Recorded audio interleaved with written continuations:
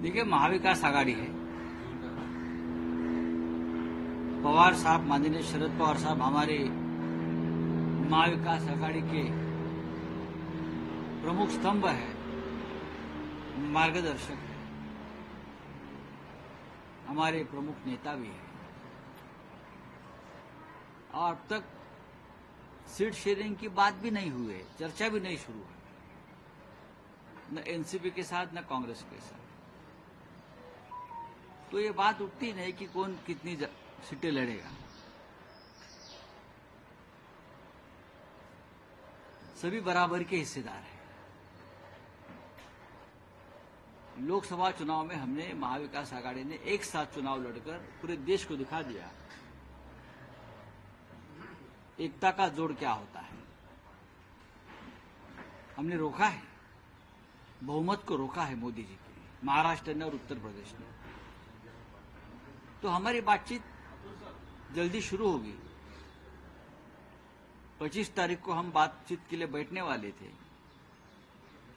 3 party, लेकिन Congress party का दिल्ली में कुछ महत्वपूर्ण बैठक है, तो महाराष्ट्र के सभी नेता दिल्ली में जा रहे हैं। इसलिए 25 तारीख की जो हमारी महाविकास आघाड़ी की बैठक हुई वो हमने आगे कर ली।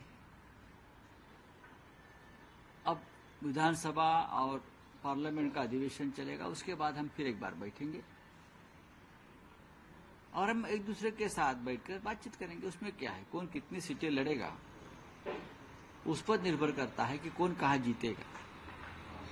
जरूर इस बार शरद पवार साहब का स्ट्राइक रेट सबसे ज्यादा रहा है।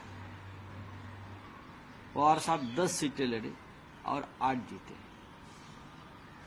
उसका मतलब ये नहीं, शिवसेना को 9 सीटें मिल, लेकिन शिवसेना को सबसे ज्यादा टारगेट किया गया।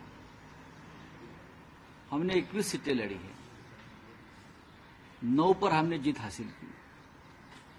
मुंबई वाली एक सीट को डाका डाला है बीजेपी के और शिंदे की तरफ से, वो भी सीट हम जीत गए थे। 2-3 सीटें ऐसी है कि बहुत कम मार्जिन से हमको हारना पड़ा। तो हमारा भी स्ट्राइक रेट बहुत अच्छा है, कांग्रेस का अच्छा है। तो 288 सीटें महाराष्ट्र में है, किसी को कुछ कम नहीं पड़ेगा, सब आराम से लड़ेंगे। हो गया आपका?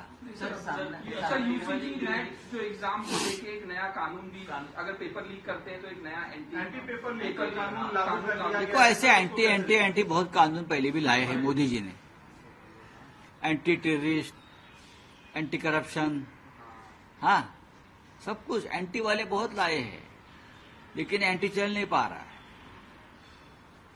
भ्रष्टाचार बढ़ रहा है, महंगाई बढ़ रही है, पेपर लीक हो रहा है, सब कुछ हो रहा है। सरकार कानून बनाती है अपने हिसाब से, और इस कानून की धज्जियां उड़ाने का काम उनके लोग करते हैं। कानून से बनाओ आप। ये देश मोदी जी के नेतृत्व में इस तरह से आगे चल गया है कि कोई कानून को पूछता ही नहीं, खास करके उनके लोग। धर्मेंद्र प्रधान जो एजुकेशन मिनिस्टर है, उनकी नैतिक जिम्मेदारी है, जो पेपर लीक का घोटाला हुआ है, नैतिक जिम्मेदारी है कि आप पद से इस्तीफा दीजिए।